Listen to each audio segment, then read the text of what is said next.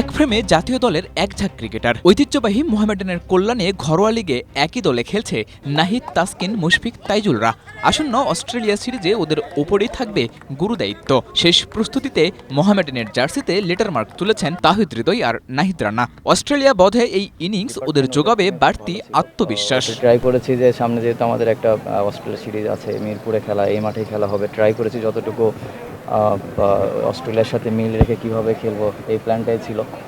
তো ওভারঅল আলহামদুলিল্লাহ ভালো হয়েছে। অ্যাজ এ প্রফেশনাল প্লেয়ার হিসেবে তো আমি বলবো না যে টাফ, বাট এটা অ্যাডজাস্ট করতে হবে, অ্যাডাপ্ট করতে হবে। SMC plus electrolyte drink minerals ফিরিয়ে দিয়ে শরীরকে করে রিহাইড্রেট ও রিফ্রেশ, আর তুমি হয়ে ওঠো অদম্য। এসএমসি প্লাস, অদম্য তুমি, থামবে না কখনো। আমাদের জন্য যেটা হবে ওদের জন্য সেম সেইটাই হবে। এটা আমি মনে করি যে হাইড্রেট থাকাটা ইম্পর্টেন্ট।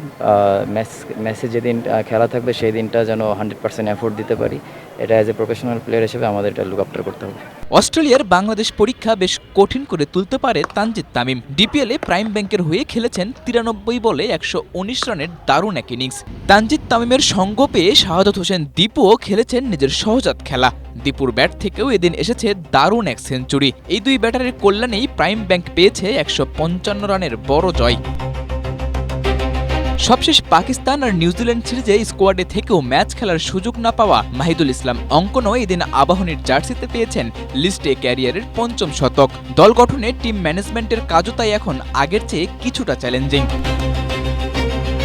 এছাড়া এখনও জাতীয় দলে না খেলা 2 জন ক্রিকেটারও এদিন তুলে নিয়েছেন শতক। অগ্রণী ব্যাংকের বিপক্ষে সিটি ক্লাবের হয়ে আব্দুল্লাহ আল মামুন খেলেছেন 151 রানের হার্ড হিটিং ইনিংস। ওর কল্যাণেই সিটি ক্লাব পায় 326 রানের বড় সংগ্রহ।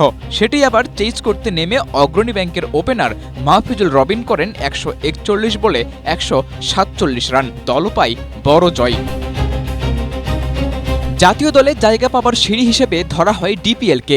সেই টুর্নামেন্টে একদিনে 6 ব্যাটারের সেঞ্চুরি নির্বাচকদের কাজটা কিছুটা করতে পারে কঠিন। তবে দেশের ক্রিকেটের স্বার্থে হয়তো সবসময়ই এমন কঠিন মুহূর্তের অপেক্ষায় থাকেন নির্বাচকরা।